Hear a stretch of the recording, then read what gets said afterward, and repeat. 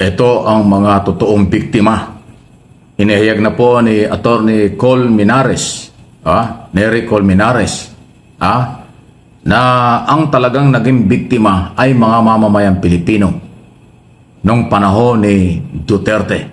Abay, hindi lang pala yung may kaugnayan sa tukhang pati pala yung napakalaking inutang o nakakalulang perang utang na iniwan ni Duterte sa mamamayang Pilipino. Ito pakinggan po ninyo, talagang pati utang nabanggit na kasi pinapalabas nilang bayani ito si Duterte. Pero yung pala daming ginawa. Nawalan ng mahal sa buhay, nawalan ng naghahanap buhay sa kanilang pamilya. Yan ang mga biktima. Marami pang mga biktima, mga kababaihan, mahihirap, manggagawa, OFW. Ngayon, milyon-milyon ang biktima dahil sa pangungutang ni Duterte.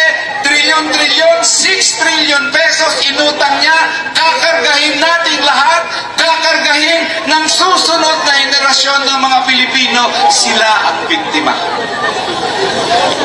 Kaya ngayon, nandito tayo para manawagan ng justisya. Sabi ni President Duterte, nilabag daw yung kanyang karapatan, ang due process rights, walang warrant. Hindi totoo yun. May warrant si President Duterte, in-issue ng ICC. Sabi niya, wala daw due process. Pinasahan siya. Pinasahan siya ng kanyang krimen. Pinasahan siya ng karapatan. May abogado pa siya kaharap ni Attorney Medialdea. Di ka pareho sa mga anak ng biktima ni walang basa-basa ng krimen. Basla na lang pinatay na hindi nila alam ang kasalanan nila. Yan ang mga tunay na biktima. Kaya ngayon, nandito tayo, hindi para gunitain ang araw ng pagkasilang ni President Duterte. Ginugunitahan natin ang araw ng pagpatay sa libo-libo niyang biktima. Ayan po abogado yan, Attorney Nery Col Minares. In-expose na ho ang lahat. Iso sa legal na pagkaka-aresto, due process na ipinagkaloob, at saka po yung mga biktima. At yung malaking utang daw po. Kasi alam nyo, noong panahon ni Duterte, 3 taon lang yung matino talagang gobyerno. Or ibig sabihin, na walang gaanong problema kasi nung pumasok na yung COVID ng 2019, 3 taon talagang bagsak ang ekonomiya natin. Kaya nga lumubog tayo sa utang dahil napakalaking pera. Bilyon-bilyon po ang inutang ng mga panahon yon dahil nga sa COVID na hindi nabayaran. Siyempre nagbabayad ngayon at tayo ang magbabayad niyan. Napakalaki ng utang na iniwan. Ayan ang sinasabi ni Col Minares. At yan po ang isa sa mga malaking dahilan kung bakit hindi na ako sumuporta sa dating Pangulong Rodrigo Roa Duterte. Tayo po ay binaon niya sa napakalaking utang. Alam niyo po, wala pong matinong ama na magnanais na ang kanyang mga anak ay iwanan ng napakalaking utang. Let's say, kunwari tatay ko. Kunwari lang tatay ko. Namatay. Tapos malalaman ko na meron siyang iniwanang utang. Pagpalagay natin, kunwari, 10 milyon. Ako ba'y matutuwa bilang isang anak na iniwanan ako ng utang na ang magbabayad ay ako? Diba? Kaya sabi ko sa sarili ko, teka, hindi magaling na presidente itong si Digong. Yung tinatawag nating tatay ay hindi karapat dapat tawaging tatay.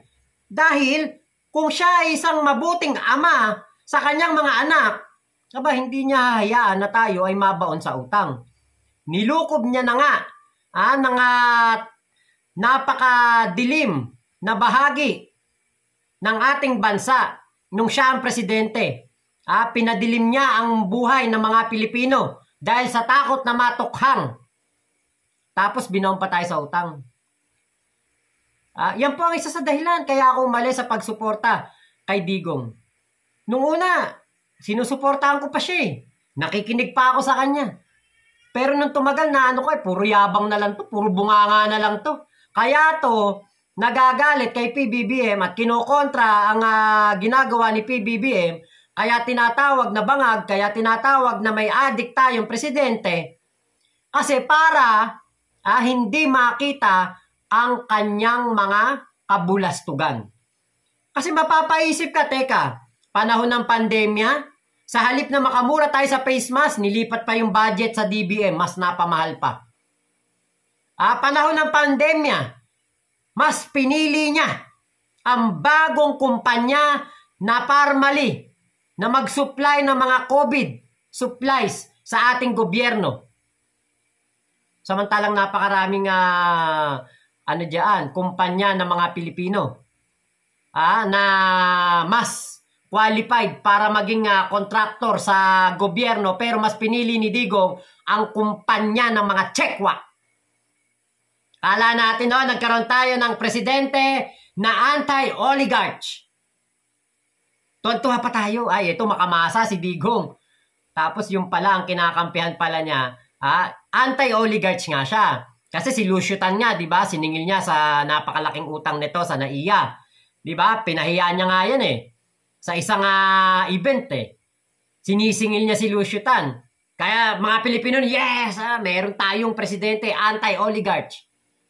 Pero yun pala, anti-Pilipino. Dahil mas kakampihan niya ang mga Tsekwa, mas didikta siya, makikinig siya sa mga dikta ng mga Tsekwa.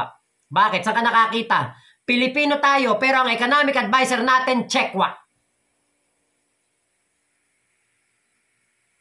Nasaan na nga yung mga Tsekwa na yun? Hindi na nagpapakita rito. Bakit? Kahit hindi umuwi rito yun. Kahit hindi na pumunta dito, yung mga Tsekwa na yun, boundary na sila. Kota na sila. Di ba, panahon ng Parmali, iniimbestigahan sila, ayaw papuntahin ni Digong. Di ba? Ngayon panahon ni PBBM, kapag merong mga tauhan ng gobyerno na kailangang imbestigahan, hindi po pinipigilang pumunta ng Senado o ng Kongreso. Katulad na lang na nangyari sa pagkakadampot kay Digong, na kung saan pinatawag sila Torre, ang DOJ, NBI, lahat ng sangay ng gobyerno, pati PNP chief, pinatawag. Hindi po pinigilang pumunta. Bakit? Walang anomalya dyan. Pero dito kay Digong, nung si Digong ang presidente, pinapatawag ang mga Parmali official, pinapatawag ang mga taga-DOH, hindi pinapunta ni Digong. Bakit? Kasi may anomalya doon. As simple as that. Diba? As simple as 1, 2, 3. Logic lang yun. Kung walang anomalya, ba't ka natatakot papuntahin yung mga tao na yan? Alam niyo po, kaya ako sabi ko, hindi pala dapat tawaging tatay si Digong. Kasi ang tatay, hindi nag-iisip ng masama para sa kanyang mga anak. Hindi niya hayaan na maghihirap ang kanyang mga anak. Alam niyo po ba, noong pong 2005, ang utang ng bawat Pilipino, let's say, buntis ka, buntis ang isang mag-asawa, magkakaroon ng anak, buntis si babae. Yung bata, pagkalabas niyan sa tiyan niya, 20 years ago, year 2005, 45,652 ang utang ng batang yon na bagong panganak. Pero ngayon po, na 2025 na, lumaki po ang utang ng bawat Pilipino. Utang mo, utang ko, utang nating lahat. Bawat Pilipino, tayo ang nagbabayad ng utang ng bansa, tayo. Yung inutang ni Digong na 7 trilyon nung siya ang presidente, tayo magbabayad nun. Alam niyo po ba kung magkano ang babayaran natin? Kung magkano ang kailangan nating ibigay sa gobyerno para mabayaran ang utang ng bansa? 138,764 each. Each Pilipino. Kay pinagbubuntis mo pa lang yan, 2 buwan pa lang sa sinapupunan mo, ang bata na yan, kailangan niya na magbayad ng nasa 138,000 pesos para makabayad tayo sa utang. So, hindi pa pinapanganak yung bata, may utang na. Utang na yan. Kaya ako, sa isip-isip ko talaga, ba't susuportahan mo tong taong to? Binaon tayo sa utang. Sige, wag na natin yung mga EJK. Pero dito na lang, sa inutang ni Digong na 7 trilyon na hindi malaman kung saan nagpunta, hindi malaman kung saan pinagagastos, questionable. Ang ginawang pag-utang, walang kapararakang utang. Sinamantala ang COVID para makautang ng makautang. Pero mo yun, 138,000. So yung anak ko, hindi pa pinapanganak, may utang na kami. May utang na yung anak ko, may utang ako, may utang yung asawa ko. So lahat tayo may utang. Tapos ang tingin nyo pa kay Digong, bayani? Ang tingin nyo pa kay Digong, pinakamagaling na presidente? Aba, mag-isip-isip nga kayo, mga bobo kayo. Kaya tatangan nyo. Balikan ko lang ang kanyang sinasabi tungkol doon sa due process. Alam nyo, ang pag-i-issue ng warrant of arrest, babasahan mo siya ng kanyang karapatan sa harap ng abogado. Ay, nandun po yung mga abogado, kaya lahat ng due process, lahat ng proseso ay legal. Inisyuhan siya ng warrant of arrest, binasahan siya ng kanyang karapatan sa harap ng mga abogado, nirespeto ang kanyang karapatan, okay, pinakiusapan siya, tumagal ang halos 12 hours, napakiusapan bago siya tuluyang naisakay sa aeroplano pabalik o papunta ng Netherlands. So, ang lahat ng proseso mula sa airport, sa aeroplano, sa airport at sa Villamor ay sinasabing nagawa. Ayon kay Attorney Paul Minares, kasi nga nandun yung mga abogado, abogadong Medeldea, sa Salvador Medeldea, tsaka yung kanyang asawa na abogado rin, at tsaka si Delgra. Tatlo yung abogadong kaharap nung inaaresto ni General Torre itong si Duterte noong mga panahong yon, March 11. So yung proseso, legal daw. May warrant of arrest, lahat ay legal. Ang pinakamatindi ay yung naiwan na sakit sa libu-libong mga Pilipinong nawala ng pamilya at milyon-milyong Pilipinong magbabayad ng utang na iniwan. Yan ang lumalabas ngayon. Ayan, nabulgar na. Dati ang pinag-uusapan, tukhang lang. Pati ngayon ay utang. 6 na trilyon daw ang inutang. Grabe naman laking pera. No? Saan napunta yun? Eh, nasabi nila, di naman yung sinabi ni Nicole Menares. Abogado yan, hindi naman gagawa ng fake news yan. Ganun palang kalaki ang utang na iniwan. Inutang ni Duterte na tayo magbabayad at yung mga susunod na mga kabataan, dahil hindi naman mababayaran yan ng overnight. Taon din bago mabayaran yan, tayo magbabayad. Tapos ginagawa nilang hero-hero si Duterte. Ay talagang kakaiba. Well, ano yung masasabi dyan sa mga isong ito na nagpapatunay, sinabayan ng mga biktima ni Duterte yung kanyang kaarawan. Kung nagrally yung mga supporters ni Duterte sa kanilang paniniwalang makakalabas na, hindi naman totoo, another fake news ngayon, kasi hindi naman pwede mangyari makalabas siya ng ganong kadali. Sumabay din at nagrally din po sa may liwasang Bonifacio sa Maynila ang mga biktima. Ay, hindi ko na pinakita at nagiging kawawa lang lalo. Yung mga picture, yung mga magulang nagsalita, until now umiiyak sila. Kahit na si Duterte nakakulong, sigaw nila katarungan pa rin. Kaya hindi nila matatanggap na yung galaw ng mga DDS na sinasabing argabyado si Duterte, hinaras si Duterte, lahat-lahat kabaligtaran yun. Sa paniniwala ng mga biktima ni Duterte, sila ang biktima noon until now. At si Duterte hindi dapat daw kawaan kasi siya yung akusado. At napakaganda pa ng kanyang kulungan ngayon sa The Hague, yan nga po sa Netherlands. Hindi katulad ng kulungan sa Pilipinas. Okay? Kaya malayo ang sinasabi ng rally ng mga maka-Duterte kaysa rally ng mga lehitimong biktima na grupo ni Nicole Menares at iba pa. At yung mga magulang na nagsalita, umiiyak at naghahanap ng katarungan until now. Kasi lalong nasasaktan sila pag pinapalabas ng mga Duterte supporters na naharas at hindi na ibigay ang due process kay Duterte. Yun ang mabigat. Kasi si Duterte buhay pa. Si Duterte binigyan ng due process. Magkakaroon ng trial. May pagtatanggol ang kanyang sarili. Ang mga biktima, walang trial. Walang investigasyon. Walang police report. Basta na lang tinukang. O yan ang totoong biktima. Sa totoo lang. O saan kayo maniniwala? Sino ba talaga ang walang due process? Sino bang hindi na ibigay ang kanilang karapatan? Si Duterte o yung mga biktima ng tukhang? Kahit bata, kahit hindi nag-aral, kahit ang international community, mas maniniwala sila ang tunay na hindi nabigyan ng hustisya at due process ay ang mga biktima ng tukhang. Kumpara doon sa dating Pangulo na ibinigay ang lahat. Kinasuhan, magkaroon ng warrant of arrest, binasahan ng Miranda right, binasahan ng kanyang karapatan, pinagkaloob, tapos inaresto at binala sa The Hague. At magkakaroon ng trial. Yun ang tamang proseso. Ang mga biktima, walang ganon. Katok, sabay putok. Pagkatok, nawala na ang buhay. Tapos diniklara kalaban ng laban. Grabe. 30,000 daw po yan. So ano ngayon ang malaking pagkakaiba? Kaya maging bukas ang kaisipan, huwag magpalinlang. Ipaki-like po ninyo, paki-share po ninyo, paki-forward po ninyo itong aking mga topic dahil ito yung magsasabi ng totoo. Paninindigan natin yan. Dahil tayo ay naghahanap din ng katarungan. Justice for all victim. Maraming buhay yan ng mga mahirap. Walang pera, walang koneksyon, mahihirap. Sila ang nawala sa kasalanan na kung sino man, katulad ng nakakulong sa kasalukuyan at yung mga posibleng ikukulong pa dahil kasapakat sa operasyon o plan tukhang ng nakaraang gobyerno. Please like lang po share.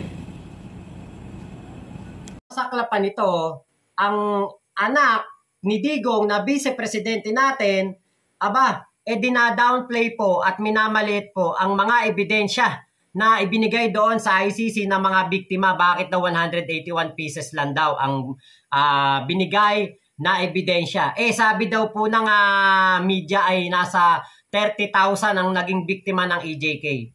Minamalit niya yung 43 na kaso. Hindi daw yun crime to the humanity o crime for the humanity. Napakababa lang daw nun, hindi man lang daw umabot ng 50. Diba, imagine niyo po yung vice-presidente natin niya na ganyan po siya magsalita. Bakit? Kasi tatay niya ang nasasakdal.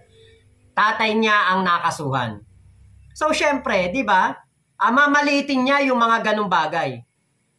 Bukod sa hindi na nga yan umuwi at dyan na nagbi-vice-presidente sa The Hague, sa Netherlands, vice-presidente na siya ng mga OFW, yung mga utu-utong sumusuporta sa kanya doon at sa kanyang ama. Nagagawa pa niya, harap-harapan na questionin ng ICC. Harap-harapan niya sinasabihan, bobo ang abogado ng mga biktima. Diba? Kaya po alam nyo, sa darating na eleksyon, nako, ngayong 2025, umpisahan na dapat natin. Huwag na tayong bumoto ng mga kaalyado ng mga Duterte. Masahol pa to sa mga dilawan. Pagdating ng 2028 election, lalong-lalong wag tayong boboto ng presidente na magiging tuta lang ni Digong. Siyempre, nandyan ang kanyang anak at ang iba pang mga kaalyado. Kapag ito daw si Sara Duterte ay na-impeach, si Robin Padilla daw ang kanilang pakakandidatuhin. At sinasabi po na kapag si Robin Padilla daw, sabi ni Salsal Panelo, ang kumandidato bilang presidente, landslide victory daw po etong si Robin Padilla. Oo, siguro, kung talagang naging mabuti itong senador. Kaya lang, kung senador na pulpol at mukbang lang at pagsusuklay lang ng bigote ang alam, at kada makikipagdebate ay merong kodigo at merong pang coach, malabo maging presidente yan. Meron ding sinabi, itong si Salsal Panelo, na kapag daw si Digong namatay sa kulungan doon sa ICC, ito daw si Sara ay magiging presidente. So yung naratibo po na yon, katulad na nangyari kay Cory Aquino at kay Noynoy Aquino. Na namatay si Ninoy, naging presidente yung asawa at pagkatapos ng ilang taon, yung anak naman na naging presidente. Buti sana kung walang mga record ng mga corruption yan. Buti sana kung katulad ni Noynoy na naging magaling muna na senador to bago po naging presidente. Si Sara, ano ba may pagmamalaki niyan? Yung pagbibigay ng pera sa mga hindi nag-e-exist na mga tao? Mga pangalan na may dodonggang, merong chichirya, merong mga restaurant, fast food, nagkaroon ng mga amoy. Tapos ngayon, grocery items naman, si bacon. Merong bacon, merong basta may mga bagong pangalan na naman na lumabas. Diba? Mind conditioning na lang ginagawa nito si Salsal Panelo para magkapwesto nga naman siya sa gobyerno. Kapag nanalo si Sara, pwede siyang maging kalihim ng isang ahensya or pwedeng spokesperson ng Malacanang. Kaya lang, di ba? Nakakita na namin kayo magtrabaho Alam namin na nililihis ninyo ang mga issue. Kapag may sinabi si Digong, sasabihin ninyo, hindi yun ang talagang sinabi. Kahit na maliwanag naman na ang sinabi ni Digong, ay yung kanyang pinupunto. Katulad na lang doon sa isang general na pinapagurgur daw niya. Nagtataka daw siya, buhay pa hanggang ngayon. Tapos sabi naman ni Panelo sa ni Harry Roque, ay hindi ka, ganun ang gustong ibig sabihin ng Pangulo. Alam niyo naman ng Pangulo, mapagbiro.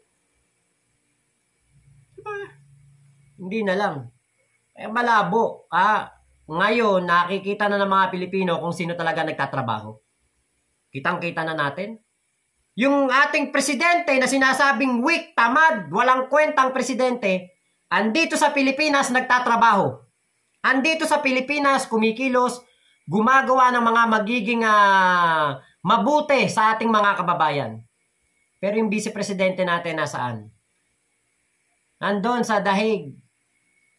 Inuuna ang pansariling interes, inuuna ang pamilya. Kapag ikaw ay naging public servant, hindi mo dapat inuuna ang pamilya mo. Yung ibang mga politiko, tingin ko may mga kilala kayong ganyan. Hindi inuuna pamilya. Bihirang-bihira nga makita ng pamilya nila. Yung ibang mga politiko kasi ang inuuna ang pagseserbisyo sa taong bayan. Etong si Sara Duterte, kailan ba natin to nakitang inuna ang mga kababayan natin? Inuna ang mga Pilipino. Never niyan inuna mga Pilipino. Inuuna pa nga niya panonood ng concert Panahon ng bagyuhan, umalis, pumunta sa Germany. Tapos siya pa bayani. Yun ang nakakatuwa. Siya pa bayani. Tapos itong presidente natin na naiwan dito, nag-iikot sa buong Metro Manila, tinitingnan kung ano ang mga maitutulong sa ating mga kababayan, siya pa yung walang kwentang presidente. Tapos sumunod naman, nagkaroon ng bagyuhan, nag-anak naman ng kasal sa Bicol. Si Sara. May bagyuhan na naman. Inuna na naman ng mga pakikipagsosyalan.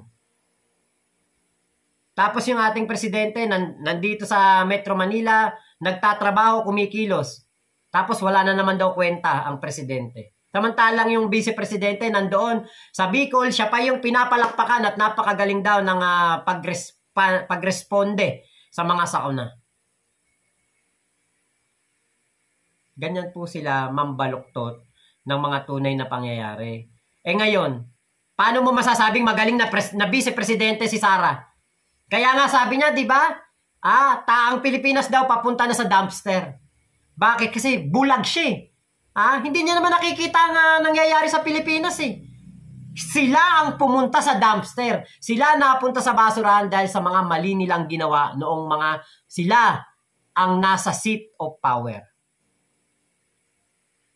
Sila ang napunta sa basurahan. Hindi maitatanggi yun. Diba? Bukod sa binaon tayo sa utang, napakaraming nagurgur, kaya ngayon nahuli at nagbabayad na ng mga kasalanan itong si Digong. Kahit ano ang gawin nilang paninira kay PBBM, sa gobyerno, mas makikita ng taong bayan yung tunay na nangyayari. Andiyan na ebidensya. Hanapin mo si Sara, punta ka, hingi ka ng tulong sa Office of the Vice President. Walang Sara Duterte doon. Nandun sa kanyang ama, nakatutok sa kaso ng kanyang ama. Inuuna ni Sara Duterte, pamilya niya, sarili niya, hindi ang Pilipino. Kaya sa susunod na eleksyon, pag yan si Sara kumandidato, naku, huwag niyo na iboto yan. Kasi, uunahin niyan palagi ang kanyang pamilya. Uunahin niyan palagi ang kanyang pansariling interes, pati yan si Robin Padilla. Di ba? Yun lang po ang katotohanan dyan. Hindi tayo nag-iimbento dito. Pag ba sinabi natin na si Sara pinapabayaan ang kanyang trabaho sa Office of the Vice President, paninira ba yun? Hindi. Bakit? Nandun siya. Pinapasahod natin siya pero nandun siya. Si Robin Padilla, pinapasahod natin pero nandoon kay Digong. Pinagsisiksikan yung sarili kay Digong pero hindi pinapapasok. Diba? Kaya, ba't natin ibobote ang mga yan? Maging maingat na po tayo. So, yun lamang po. Maraming salamat sa pagsama nyo sa vlog ko na ito. Ingat po kayo. Nasa mang panig kayo ng mundo. Maraming salamat. Momo, chup chup, love you. God bless us all. Pilipinas, God first. At kung hanggang ngayon, nandyan pa kayo, naku, pakilike nyo naman po itong aking vlog. At, naku, support po ninyo ang aking kaibigan ni Sir Mike Abe. Mike Abe Opinions at Mike MA Pinoy TV dito po sa YouTube. Maraming salamat po. Bye-bye!